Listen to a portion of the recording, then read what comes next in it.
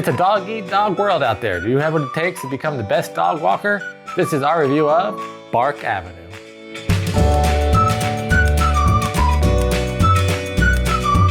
Bark Avenue is a pick up and deliver game where players try to become the best dog walker in New York. And I really think the mechanics and theming really let me see what that might be like. It's a fun gateway game for dog lovers. We'll tell you all about it after this quick how to play. Bark Avenue takes place over 17 rounds, with different events happening at specific rounds. Each player will take a turn each round, which consists of rolling the dice, moving, taking an action, and tracking progress. Players start off by rolling a dice to see what their dogs are up to this round: pooping, peeing, or chasing animals. Then players can move according to the smallest amount of movement symbols on their dog cards. After moving, players may perform an action: pick up a dog, neighborhood action, or drop off a dog. Then players will move their dog walker token to track their progress, trying to return their dog in the correct return window. Players will earn money from walking their dogs, plus tips for really good walks. At the end of the game, the player with the most money from their dog walks is the winner. We were given a copy of Bark Avenue from Good Games Publishing so that we could do this review video. If you'd like to find out more information or buy a copy of the game, check out our links in the description below. And before you go off walking your dogs, go ahead and hit that like and subscribe button. All your likes and subscribes really help our channel grow, so thank you. Looking at the game face value, I have one of those thoughts where it's like, oh, so you're a dog walker? Like, isn't that it? Don't you just walk dogs? How do you make a game out of it? However, I really like how the game put all these mechanics in it that made you understand oh, it's not just a dog walking, okay? There's so much you got to think about. I'm like, okay, a little bit more. I give dog walkers a bit more credit now. There is a lot to keep track of, and especially in New York City.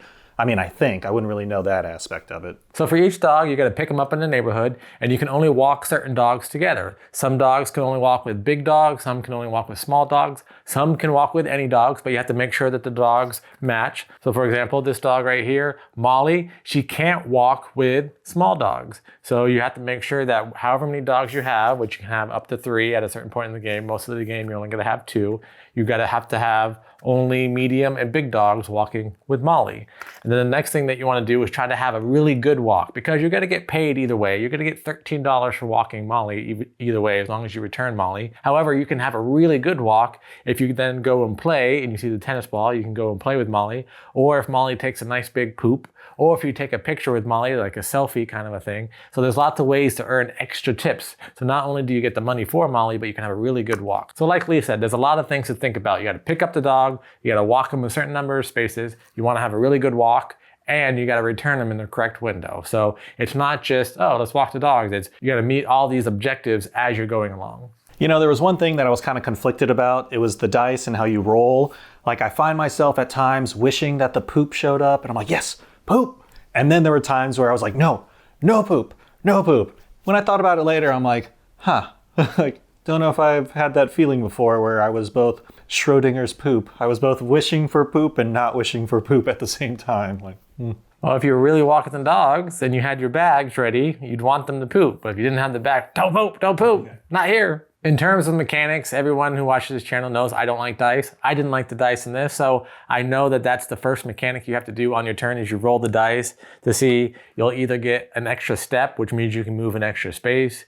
You'll either got to get the poop, as Lee mentioned, where your dog will poop, or you'll get the pee, where your dog will pee, or you'll get the chasing birds, or in the park, chasing squirrels, which makes you have to go a certain direction when you roll that. I understand the mechanic, and I understand it's well, you never know what a dog's gonna do, so it's kind of that variability of it. However, I don't know, I just didn't really like the dice. I wish there was another way to get that poop symbol because, oh, I lost the game by $2 because I could never roll a poop symbol. The play and the picture, you can determine because you just have to move to the spot. Whereas the poop, you have to roll the poop, otherwise you're not gonna get it. So I don't really like that luck element of that. I wish there was another way to get the poop other than the dice. Say poop one more time. One aspect or mechanic that I did enjoy about the game were the player boards. Some games, if you're assuming a role, you're doing all this, you don't really see character development or your own player development. In this, you do see it, right? You walk a dog, you meet a goal, you slowly start unlocking things on your board. Like maybe you can now walk 3 dogs instead of 2, or maybe you can do stuff in the park that affects all your dogs. So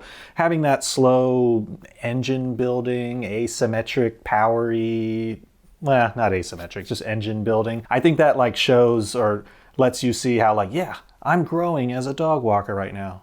Awesome. I like the unlocking of abilities that you get on here. I just don't think that they're ordered correctly. I think getting the third dog that late in the game is almost kind of pointless because you always have to match the dogs up anyway. So it's already difficult enough to try to get multiple dogs on here with the luck of the draw of the drafting pile. So getting 3 dogs is already a challenge, not to mention you can't even do it till you unlock all 3, which you only unlock these when you meet certain requirements of a walk. And you would think, oh, well, there's 17 rounds. You have lots of time to walk lots of dogs, but the rounds go quickly. You only take 1 turn, so you have 17 turns. And a lot of the dogs have to be walked a certain distance. So this dog needs to be walked 4. So it's going to take you at least 4 turns before you can return this dog. I like that there are bonuses that you can unlock. I just don't like the order that you do it. I think that you need to be able to accomplish these more often. If I had 3 dogs up here sooner, I think that would open up more possibilities in the game as far as being able to score more points and maybe mitigate that I'm not getting a perfect walk each time and not collecting that poop token. Yeah, like unlock it and kind of balance it so it can be more of a choose your own like strategy or choose your own destiny sort of thing. So if you want to go early like 3 dogs, go early 3 dogs. I'll go early $10. Yeah, you should be able to choose which one you want. The main thing I liked is the theming. At no point did I really have to suspend like my imagination and be like, oh, what is it? Like, why is that? Like everything just kind of made sense when I thought about it in terms of being a dog walker and dogs and things like that. I really liked how it was a nice intro gateway game, but there's still enough thought and enough strategy there to make it a little bit heavier. So it's a gateway game for dog lovers, but there is enough thought there for more hardcore board gamers to think, oh, I could really think about what the strategy is. What did you not like about the game? I'd probably have to go back to the cycling of the dogs and like what's available. Now, to be fair, yes, that's the same choices available to everyone else, but it's still that luck of the draw. If I'm stuck at one corner of the map and I have to somehow instant travel to the other side of the map, it's like, wow, I don't know. It really all it can make or break 1 round or 2 rounds, like depending on what your selections are. I think that the number of rounds you have to go through in order to walk the dog is a little long. A lot of the dogs after 2 or 3 rounds, if it's a 4 or 5 dog, it's just like, well, they're just hanging out while I'm waiting and I just have to move. So my whole turn is 1, 2, 3, 4. I'm back to where I started from. I had to do my move. They didn't really wait it so that when you complete all your objectives with your dogs and you still have to bring them back and you have 1 or 2 rounds before you can return them,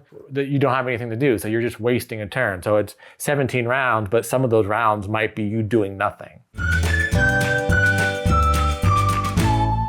Overall, I think the theming and mechanics really blend well together, and I think that's the biggest thing that impressed me about this game. I love all the little things here and there too. As far as overall score, I'll probably give it a 7.